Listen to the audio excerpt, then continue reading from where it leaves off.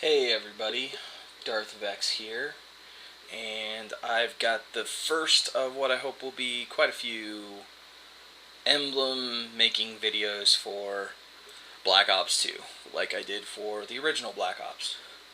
And since I had a couple that were really popular videos for Black Ops, I've decided to remake those emblems. So we're going to start with everybody's favorite Minion.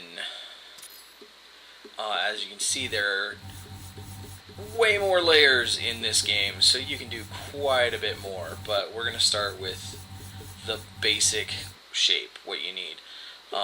Basic shape for his head, you're going to need the square and the oval half, or the circle half. And the square just goes there at the bottom of the screen. About half of the square is actually going to be in the emblem, and the other half is just outside of the box. And then the circle goes on top, and you kind of just size it so that it fits up there. And there, I moved it so you can see how it fits right there. And then I put some hair on him so that the hair had to go underneath the top there. But if you don't need that hair, it's not absolutely needed. And then I used this funny shape here to give him like that curved, like, so it looks like he's wearing a shirt or something. You actually don't absolutely have to have this piece here, but it does help. It looks like he's wearing that little blue jumpsuit that they were all wearing in the Despicable Me movies. Okay, so the eyes take up a whole bunch of layers, just like last time. You got two white circles for the backs of his eyes. Those are them right there. Then you've got two black circles like those that I used. Now you can do circles underneath these, or you could do circles on top with the where the circle is cut out in the center. I used the ones that were cut out in the center just because we didn't have anything like that in the original Black Ops, so I wanted to kind of try them out. I actually prefer the circles now that I've done some other emblems. The full circles, that you can do more with them. Anyway, so those are go there, and then I resized these, and then this is the trick with these. I'm going to show you. If you see there on the controls on the second one, it's under, when you're resizing, it's under fixed scale, and then you have to press the right stick down for free scale. In order to get these guys to the right shape, you have to do it in free scale. So that's what I did for those two. And you can see there, everything's going on top of each other as you build up, and then because in the movies they have their goggles are sort of like rubber against their eyes, and then they have like a metal piece. I put these gray shapes here for the metal pieces, and I couldn't do that in the last one. There just weren't enough layers in the first Black Ops. And then these two little black circles are their eyes. Also, you could have done something where, here, I'll show you. If instead of doing all these letters like I did, if you have an extra layer, there's something interesting you can do with the this shape here. I didn't have enough layers because I wanted to do Despicable Vex, but in the movies you can actually see their eyelids sort of behind there. That's the right color.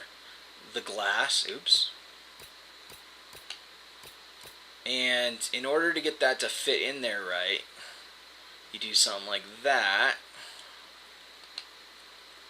And then we move the layer so that it's under these things. There we go. Except I've got my layers screwed up even more. These need to go. These eyes need to be underneath. There we go, for that to work. But now you can see he's got an eyelid. You can move it up a little bit. You could even make the eyelid darker if that's just not quite dark enough. You don't want it bright. The orange might be better. And that's too dark. That one's too light. That one's too bright. I guess the bright one works the best.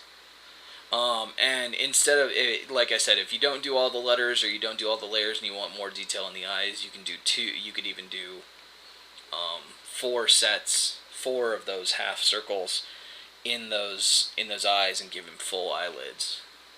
So, but I didn't do the eyelids. So, and I have 1 layer left with all of my letters there. Okay, now moving on to the mouth. Another half circle. And then I used those shapes, as you can see, layer 17 and 18 for the teeth. But again, I used that free scale for resizing them.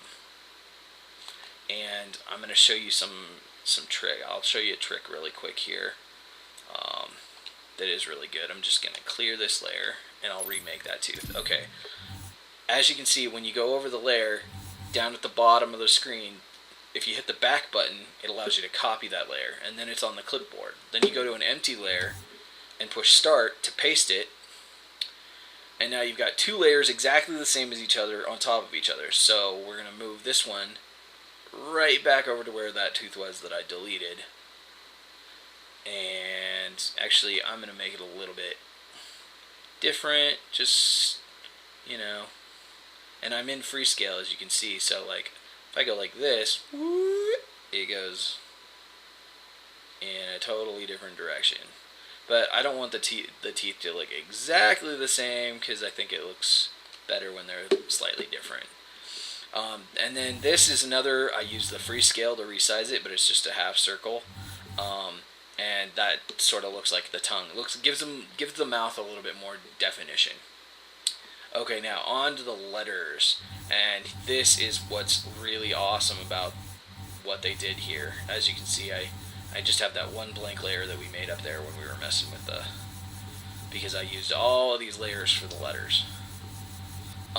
So here's what is really great about these letters. I'm going to go ahead and delete this layer and show you something. If I decide, okay, I gotta remake my D, so I go over to type and I choose D. Well, it's really huge, and you know, okay, well, I can change the color to what it should be, and then I've got to resize it. Well, I resize it down here, and I can do a pretty good job of getting it in there. But that's when you're working with a fixed scale. What happens when, and still I don't think that's right.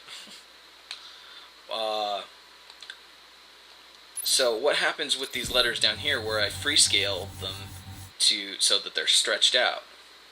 Okay, well, we'll delete our E here in Vex, and I'll show you. If you do a copy and then do a paste, I've got 2 V's, right? So, well, I'm going to move the V over to where it should be, which the V is pretty wide, so it doesn't really, we won't be able to tell exactly where it's supposed to be. Okay, well, once I've got it placed there, if you notice down at the bottom, when you don't have it selected, when you're just like scrolling along, if you go over to the V, you've got copy, clear layer, or change emblem. Well, if you change the emblem, it doesn't change the size, and for some reason that E is flipped, but as you can see, you push the back button and it flips it. And now we can move it back to where it should be.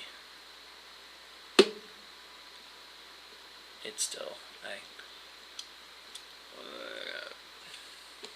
that looks about right. And that is I love that particular feature about the Black Ops 2 Emblem Creator. For lettering, it's really, really nice. And I just recently figured that out. So, anyway, that is how you make your minion. Anyway, if you do Despicable and everything else exactly the same, you'll end up with 4 blank spots.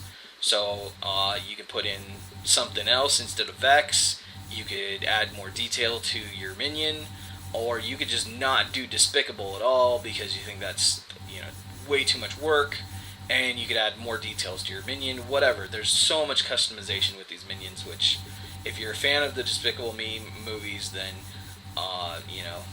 like I know a lot of people out there are, especially these minions, just because they're so hilarious.